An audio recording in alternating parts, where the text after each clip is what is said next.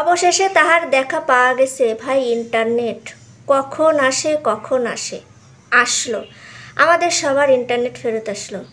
কিন্তু এই কোটা আন্দোলনে যেসব মা তার সন্তানকে হারিয়েছে, যেসব শিশু তার বাবাকে হারিয়েছে, তারা কোথায় পাবে তাদের স্বজনকে? তাদের কি আদৌ কোনো দিন ফেরত পাবে? পাবে না। সরকার সেই কোটা পরিবর্তন করলো। এই পরিবর্তনটা যদি প্রথম দিকে করতো, তাহলে দেশে এত সহিংসতা হতো না, এত ক্ষতি হতো না, ইন্টারনেট যেত না, খাজা টাওয়ারে আগুন লাগতো না, পদ্মা সেতু টোলের কোনো সমস্যা হতো না। কিন্তু না, আমরা আসলে সহিংসতা বেশি পছন্দ করি। তা না হলে অল্পতে আমরা সন্তুষ্ট হব কী করে বলে? সরকার যদি আমাদের কথা আগের থেকে মেনে নিত, তাহলে এই আন্দোলনও হতো না, আর এত মানুষ মারা যেত না। এখনও অনেক মানুষ কারাগারে আছে। কেন?